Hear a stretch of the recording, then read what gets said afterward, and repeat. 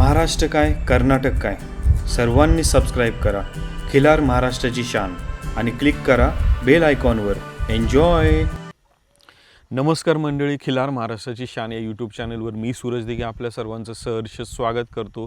काल भाग 1 मध्ये आपण कामधेनू गोशाळेची संपूर्ण माहिती घेतली. कशा प्रकारे कामधेनू गोशाळा चालू केली, कशा पद्धतीने कामकाज चालू आहे, काय काय गोवंश तिथे आहेत. मंडळी, आजचा भाग शेवटपर्यंत पहा. तुमच्या सर्वांची इच्छा होती की गोशाळा रजिस्ट्रेशन करायची, अनुदान मला पाहिजे, तर ते कसं काय काय या सर्व संदर्भात आज आपल्याला कामधेनू गोशाळेचे विनोद कुलकर्णी सर आपल्यासोबत आहेत. ती संपूर्ण माहिती आपल्याला त्यांच्याकडून मिळणार. सर, आजच्या भाग 2 मध्ये आपलं स्वागत आहे. सर, आमच्या शेतकऱ्यांना आता थोडंसं जेव्हा सरकारने देशी गोवंशाला राज्यमाता म्हणून घोषित केलं, महाराष्ट्र राज्य हे प्रथम आहे की ज्यांनी राज्यमाता घोषित केलं, त्यानंतर किंवा त्या गोष्टीचा सर्वांनाच आनंद वाटला. त्याचबरोबर आता सगळ्यांची ओढ अशी लागली की बाबा सरकार काहीतरी अनुदान देत आहे, मग आपण चला गोशाळा करा, 2 रुपये मिळतात. चला, आता गोशाळांचं प्रमाण पण वाढत चाललंय. बरोबर आहे. तर 2 प्रश्न मुख्य आहेत माझे. गोशाळा रजिस्टर करण्याची प्रोसेस काय काय गरजेच्या गोष्टी लागतात, आणि त्याचा पुढचा प्रश्न आहे की अनुदान मिळतंय म्हणून गोशाळा करायची का देशी गोवंश सांभाळणे, किंवा आपल्या महाराष्ट्राचा भारताचा एक नॅचरल जो पॉईंट आहे की जो जिथे येऊन थांबतो तो आपला शेती, माती, देशी गाय. हे 2 प्रश्नांचं सर उत्तर हवं आहे मला. त्याच्यापूर्वी राज्यमाता ह्या शब्दावरती मी तुम्हाला थोडंसं हे करतो की गाईलाच राज्यमाता का म्हणलं जातं आहे, किंवा तो अट्टहास का चालू आहे की ती राज्यमाता म्हणून कशासाठी पाहिजे. तर आपण श्वास घेतो, जगातला प्रत्येक प्राणी हा श्वास घेतो, उच्छ्वास सोडतो. भारतीय गाय ही एकमेव गाय अशी आहे जिला वशिंड आहे, जी हवेतला वायू शरीरात ज्यावेळेला इन्हेल करते, श्वास घेते, त्यातला ऑक्सिजन वापरते, आणि उच्छ्वास ज्या वेळेला सोडतो तर आपण हे ऐकलेलं आहे की आपण कार्बन डायऑक्साईड सोडतो. देशी गाय ही अशी गाय आहे, वशिंड असणारी, की जी हवा इन्हेल करते, त्यातला ऑक्सिजन वापरते, आणि बाहेर सोडताना जो ऑक्सिजन तिने इन्हेल केलेला होता तो 100% बाहेर सोडते. कार्बन डायऑक्साईड ती सोडत नाही. कोविडमध्ये आपल्याला लक्षात आलं की ऑक्सिजनचं महत्त्व काय आहे, आणि हे तुम्ही थोडंसं जुन्या लोकांशी बोलताना हे वाक्य लिंक करा की गाय असली की करमतं म्हणतात. गायीच्या आजूबाजूला करमतं. 500 मीटरपर्यंत तिचा ऑरा असतो. त्या सूर्यकेतू नाडी जी आहे तिच्या पाठीवरती 500 मीटरपर्यंत तुम्हाला तिचा ऑरा लक्षात येतो. ऑक्सिजनची सगळ्यात जास्त उपलब्धी तिच्या आजूबाजूला असते, आणि माणसाला ऑक्सिजन कमी झाल्यावर काय होतं हे कोविडने आपल्याला सांगितलं, आणि गायीपाशी तो भरपूर आहे हे त्याचं कन्फर्मेशन आपल्याला त्याच्यात मिळालं. म्हणून तिला गोमाता म्हणायचं आहे. अंधश्रद्धेतून तिचं आपण अवडंबर माजवतो आहे असं बिलकुल नाही. आपले पूर्वज जे होते ना, तुम्ही शास्त्रीय कुठल्याही कसोटीवर त्यांच्या साध्या गोष्टी जरी आज अंधश्रद्धा म्हणून पुढं ज्या येत आहेत ना, त्या सगळ्या त्या शास्त्रीय सचोटीवरती तुम्ही जर कसोटीवरती जर बघून घेतल्या ना, तर तुमच्या लक्षात येईल. आपल्याला सांगितलं होतं की अमावस्या पौर्णिमेला तुम्ही मंदिरात जा. का जा? अमावस्या पौर्णिमेला मॅग्नेटिक वेव्ज ज्या मध्ये फरक येतो, फिजिक्स ज्यांना कळतं ते हे लिंक करू शकते. भरती ओहोटी ज्याच्याने होते त्याचा मानसिकतेवरती बऱ्यापैकी परिणाम होतो. ज्यांची मानसिकता वीक आहे अशा लोकांना अमावस्या पौर्णिमेला त्रास होतो असं आपण अनुभवतो. मंदिरात का जा?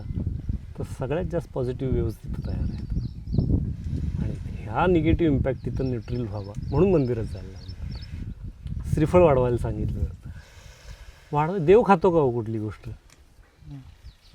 तुम्हाला श्रीफळ का सांगितलं आहे? तर भारतात उपलब्ध सगळ्यात स्वस्त आणि सगळ्यात जास्त न्यूट्रिशनल व्हॅल्यू असणारं फळ जे 12माही अवेलेबल आहे ते कुठलं आहे? तर नारळ आहे. तो फोडा, तो खा.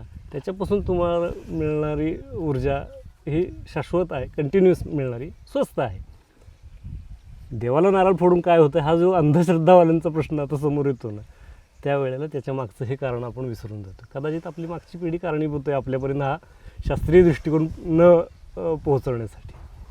ही कारणं आहेत की देशी गाय ही राज्यमाता का आहे, तर ह्या शास्त्रीय सचोटीवरून हे समोर येईल. तिच्यापासून मिळणाऱ्या प्रत्येक गोष्टीची शेण, गोमूत्र, दूध जे काही त्याच्यापासून मिळतं ना ते मानवी आरोग्य, निसर्ग याला 100% पूरक असणारी गोष्ट आहे, म्हणून ती राज्यमाता आहे. ओके. आता आपण दुसऱ्या प्रश्नाकडे येऊ की गोशाळा रजिस्टर करावी का? तर गोशाळा का रजिस्टर करावी हा इंडिव्हिज्युअल विषय आहे. तुम्हाला गाय सांभाळायची आहे तर ती फक्त गोशाळा रजिस्टर करून गाय सांभाळली जाणार नाही, त्याच्यासाठी गोशाळा रजिस्ट्रेशन करण्याची गरज नाही आहे. मीही केली नव्हती सुरुवातीच्या काळात, जसं मी मागाशी तुम्हाला म्हणाले, पण एका अधिकाऱ्यांशी चांगले संबंध आल्यानंतर त्यांना ह्या माझ्या कामाचा हेतू आणि आवाका लक्षात आल्यानंतर त्यांनी ते सुचवलेलं होतं मला. त्याचा फायदा मला नाही झाला का? 100% झालेला आहे. पण अनुदान मिळणं ह्या गोष्टीसाठी जर फक्त गोशाळा करायची असेल तर माझी विनंती आहे ती कृपया करू नका.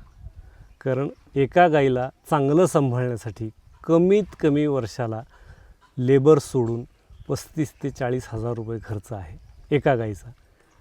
शासन तेवढे पैसे देत नाही, त्याच्यातून तुमची गोशाळा चालणार नाही.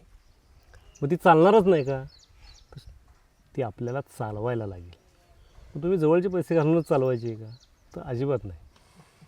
तिच्यापासून मिळणारे जे उत्पन्न आहे, मग ते दूध आहे, शेण आहे, गोमूत्र आहे. पंचगव्य थेरपीमध्ये ज्या ज्या सगळ्या गोष्टी केल्या जातात त्या करा. शेण प्रोसेसिंग करा. आज रासायनिक खताचा भडीमार होऊन जे काही आपल्याला आरोग्यावरती परिणाम व्हायला लागलेले आहेत, ह्याच्यावरती प्रोसेस करून ते कमी करून शेणाचा वापर जर आपण चांगल्या पद्धतीने करू शकलो तर एक गाय वर्षभराला तिच्यावरती होणाऱ्या खर्चापेक्षा जास्ती पैसे मिळवून देऊ शकते. आणि ही जर करण्याची तयारी तुमची असेल तर नक्की करा. गोशाळा ही मी वैयक्तिक माझं तर असं मत आहे की गोशाळा ही आपल्याकडे नसली पाहिजे. गाईचं आश्रयस्थान म्हणून गोशाळा आहे हे दुर्दैव आहे आपलं. गाय ही शेतकऱ्याच्या दारात पाहिजे. ती जिथं सांभाळली जात नाही आहे त्यांच्यासाठीचं एक निवारा म्हणून गोशाळा असायला हरकत नाही. पण गोशाळा हा आर्थिक ताळमेळ घालण्याचा विषय सरकारी अनुदानावरती नक्की नाही आहे. मी तुमचा दुसरा प्रश्न विसरलो की सर, ज्याच्यामध्ये आता मला रजिस्ट्रेशन करायचं आहे, किती संख्या असली पाहिजे, कुठे गेलं पाहिजे, काय कागदपत्र, आणि त्याच्यामधले गोशाळा ठीक आहे त्यातले सगळं हे, पण त्यातली नियमावली काय काय काळजी शेतकऱ्यांनी केली पाहिजे की बाबा खरंच नाही मी हे बरेच शेतकरी आहेत की जे चांगल्या पद्धतीने करतात, मग त्यांच्या दृष्टीने काय त्यांना आपण सांगू शकतो, कुठे गेलं पाहिजे? एक 2-3 टप्पे आहेत. NGO रजिस्टर करायला लागेल तुम्हाला एक, आणि ज्याच्या संविधानामध्ये गोवंश संगोपनाचा तुमचं कार्यक्षेत्र निवडावं लागेल. हे केल्यानंतर तुम्हाला ज्या वेळेला तुमच्याकडे 50 कमीत कमी गोवंश असेल त्यावेळेला महाराष्ट्र शासनानं जो गोसेवा आयोग स्थापन केलेला आहे त्याच्यामध्ये आपली नोंदणी होऊ शकते. पुण्याला त्याचं ऑफिस आहे. आणि त्याच्यानंतर 3 वर्ष ज्या वेळेला तुम्ही या सगळ्या गोष्टी कराल आणि 50च्या वरची संख्या असेल, अनुदान ह्या बाबतीत म्हणाल तर 3 वर्षांनंतर, तेही आजच्या घडीला 3 वर्ष पूर्ण असलेल्या गायींना, कालवड वासरांना किंवा बैलांना, खोंडांना ते मिळत नाही. 3 वर्ष वय पूर्ण केलेल्या भाकड गायींना ते 50 रुपयाचं अनुदान आज शासन देत आहे. ह्या रजिस्ट्रेशनमध्ये हे 3 वर्षाचा टप्पा महत्त्वाचा आहे. गोसेवा आयोगाकडे रजिस्टर होण्यासाठी 50 गोवंश हा महत्त्वाचा विषय आहे. आणि ट्रस्टच्या तुमच्या संविधानामध्ये तुमचा हेतू हा गोवंश संगोपन असणं अपेक्षित आहे. मग याच्यामध्ये जी 50ची संख्या, त्यात तुम्ही वयाचं बंधन सांगितलं की कमीत कमी 3 वर्ष पूर्ण झालेल्यालाच अनुदान मिळतं. आणि कोणकोणते गोवंश असले पाहिजे? आता म्हैस, बैल, गायींमध्ये पण प्रकार आहेत, मग असं काही आहे याच्यामध्ये? एकूण संख्या 50मध्ये बैल, गाई, म्हैस चालू शकतात, जर्शी पण चालू शकतात अगदी वाचवलेले त्यांच्या. पण अनुदान हे जे आहे ते फक्त देशी गोवंशाला आहे की ज्याला वशिंड आहे, ज्याला आपण राज्यमाता म्हणतो. ओके, त्याचं अनुदान आहे. सर, खरं तर आज या मुलाखतीच्या माध्यमातून बऱ्याचशा शेतकऱ्यांच्या अडचणी असायच्या की रजिस्ट्रेशन कसं केलं पाहिजे ती माहिती मिळाली. आणि सर्वात सुंदर उत्तर होतं सरांचं की अनुदान मिळतंय म्हणून हे करायचं आहे, तर ही चुकीची गोष्ट आहे. त्या संदर्भातलं सर्वात मोठं उत्तर सरांनी दिलं. आणि गोशाळा थोडंसं तुम्हाला थांबवतो. म्हणजे आज कदाचित माझ्या माझ्या वैयक्तिक आर्थिक क्षमतेच्या थोडंसं पुढं गेलेलं आहे आणि ज्या गोष्टी आपण बोललो की शेण प्रोसेसिंग असो, आम्ही आता थोडंसं ज्या दुधाळ आहेत त्याचं दुधावरती काम नक्की करतो. दूध आपल्याकडे आता 7-7 लिटर एक वेळचं दूध देईल या लेवलच्या कालवडी तयार झालेल्या. दिवसभरात 12, 13, 14 लिटरपर्यंतच्या आहेत. खिल्लारमध्ये सुद्धा आपल्याकडे आता 2-2, 2.5 लिटरपर्यंत वाढवलं आहे की ज्यावेळेस पूर्वी मला अगदी 200 ml पर्यंत पण दूध मिळत नव्हतं. माझी अशी इच्छा आहे की या शेणावरती प्रक्रिया करून रसायनमुक्त शेती होण्यासाठी त्याची स्लरी जी आपण आत्ता बनवतो आहे त्याचं दाणेदार खत ड्रीपमधून सोडण्यासाठीचं लिक्विड फर्टिलायझर प्रोसेस करून ह्या सगळ्या गोष्टी करून त्याची विक्री करून गायींना सांभाळण्या इतपतची रक्कम जी आहे गरजेची माझी ती ज्या दिवशी मिळेल त्या दिवशी पहिलं मी ह्या गोष्टीचं अनुदान सोडेन. अनुदानावरती मला हे चालवायचं नाही आहे. आज माझी गरज आहे, मी नक्की घेतो आहे ते. पण सक्षम झाले की आपण गोशाळा 100% अनुदान आपण घेणार नाही आणि ते सक्षम करणं हे टार्गेट आहे. लोकांचा सहभाग यात मला अपेक्षित नक्की आहे. कदाचित जोपर्यंत गरज आहे तोपर्यंत कदाचित आर्थिक पण कदाचित अपेक्षित आहे. पण लोकांनी आर्थिकरित्या सहभागी होण्यापेक्षा स्वतः अर्थकारण बाजूला सोडून सहभागी होणं, मग ते सहभागी कुठल्या कुठल्या पद्धतीने होऊ शकतात.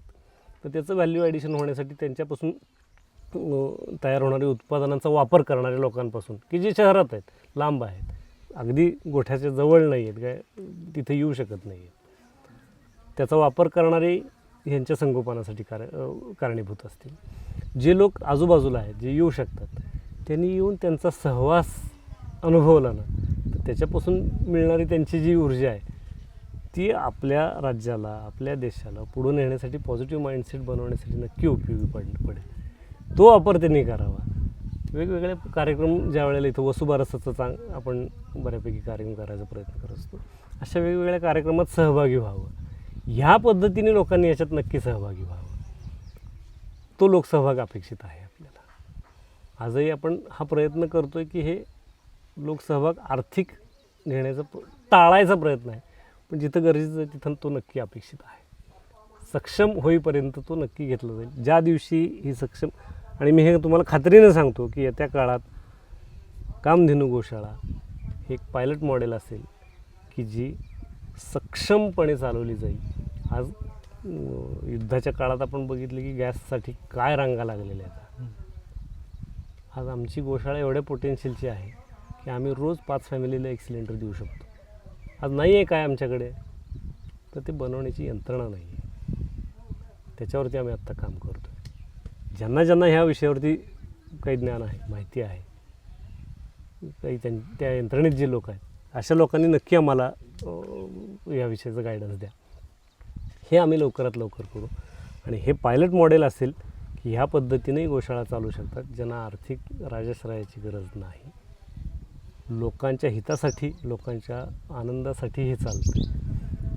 रासायनिक खतांना रिप्लेसमेंट देऊन आपण फक्त शेणगोमूत्रावरती उत्तम शेती तयार करू शकतो, पिकवू शकतो. हे सगळं दाखवणारी ही गोशाळा असेल, हे तुम्हाला नक्की खात्रीने सांगतो. सर, आमच्या सर्व प्रेक्षकांना एकदा तुमच्या ह्या गोशाळेचा पत्ता आणि फोन नंबर सर आम्हाला तुमचा सांगा.